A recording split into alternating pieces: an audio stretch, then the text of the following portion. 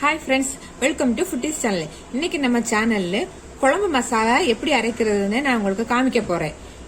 இது மீன் குழம்புக்கு, புளிக்குழம்பு, கறி குழம்பு எல்லாத்துக்குமே போட்டுடலாம்.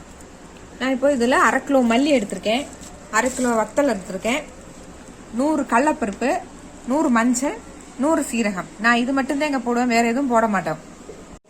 இது நம்ம வெயில் நல்லா காய வச்சு எடுத்துக்கலாம் ஃபர்ஸ்ட். அதுக்கப்புறம் வாழையில அரைக்க போகும் முன்னாடி லைட்டாக வறுத்துக்கலாம். இப்போ நான் இது எல்லாத்தையும் காய வச்சுதான் எடுத்து வச்சிருக்கேன், அதனால அரைக்க போறோம். அதுக்கு முன்னாடி வானிலையில லைட்டா வறுத்துக்கலாம். சிம்மிலே வச்சிருங்க, சிம்மில் வச்சு சும்மா லைட்டாவே வறுத்துருங்க, ரொம்ப கருக விட்டுற வேணாம்.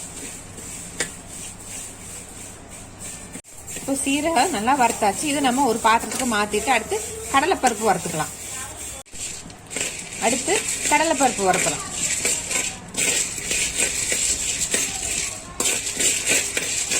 அடுத்து மல்லியை போட்டு நம்ம வறுத்துக்கலாம்.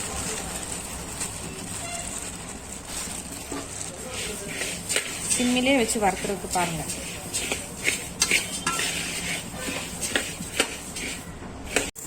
இப்போ நம்ம மல்லியும் வறுத்தாச்சு. அடுத்து மிளகாய் வத்தல் வறுக்கலாம்.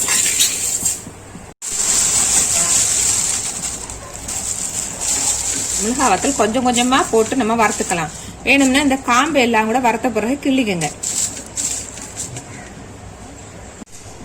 மிளகாய் வத்தல் நல்ல சிம்மிலே வச்சு வறுத்துக்கங்க. இந்த மசாலா கூட எல்லாரும் சோம்பு, பட்டை எல்லாம் போடுவாங்க. அதை போட்டேன்னா நம்ம சாம்பாருக்கு, புளிக்குழம்புக்கு எல்லாம் யூஸ் பண்ண முடியாது, மீன் குழம்புக்கு இதெல்லாம் யூஸ் பண்ண முடியாது.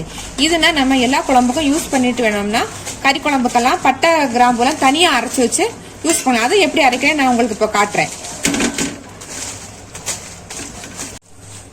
இப்போ மசாலா ஐட்டம்ஸ் எல்லாமே நம்ம வறுத்துட்டோம். அடுத்து கறி மசாலா எப்படி வறுக்கலாம்னு பார்க்கலாம். இப்போ நம்ம மசாலா அரைச்சிட்டு வந்தாச்சு. இதை நல்லா ஒரு பேப்பர்ல கொட்டி ஆற விட்டுருங்க. ஆறின உடனேவும் நல்லா ஒரு வாளியில போட்டு மூடி வச்சிருங்க. ஒரு 6 மாசம் வரைக்கும் இது அப்படியே நல்லா இருக்கும். இப்போ கறி மசாலா அரைக்கிறதுக்கு என்னென்ன நம்மளுக்கு தேவைன்னு நம்ம பார்த்துக்கலாம். ஒரு 100 சோம்பு, 50 பட்டை, ஒரு 10 ஏலக்காய், கொஞ்சோண்டு கசகசா, ஒரு 10-15 கிராம்பு, ஒரு 10 அன்னாச்சி பூ. இதை நம்ம இப்போ தனித்தனியா வறுத்து எடுத்துக்கலாம். ஃபர்ஸ்ட் சோம்பை வறுத்துக்கலாம். நம்ம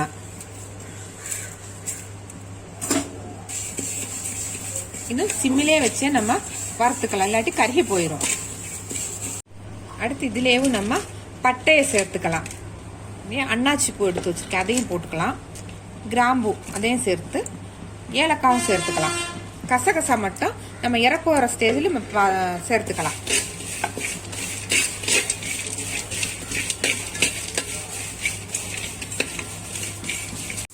இப்போ எல்லாம் நல்லா லைட்டா வரவிட்டுருச்சு. இந்த ஸ்டைல் நம்ம கசகசாவையும் சேர்த்து இறக்கிக்கலாம். இது நம்ம கடையில வாங்குறத விட வீட்டில் இப்படி வறுத்து அரைச்சு கறி குழம்புலாம் போட்டேன்னா வாசனை சூப்பரா இருக்கும். இப்போ நம்ம இதை ஆஃப் பண்ணிக்கலாம். அடுப்பு ஆஃப் பண்ணி கொஞ்ச நேரம் ஆற வச்சு நம்ம இந்த மிக்சி ஜார்ல போட்டு அரைச்சு எடுத்து வச்சுக்கலாம். இப்போ நம்ம கறி குழம்பெல்லாம் வைக்கிற மாதிரி இருந்தேன்னா நம்ம இப்போ காமிச்சோம்ல குழம்பு மசாலா தூளும் இந்த கறி மசாலாவில இருந்து ஒரு ஸ்பூனோ 1.5 ஸ்பூனோ போட்டாலே போதும், வேற எதுவும் சேர்க்க தேவையில்லை.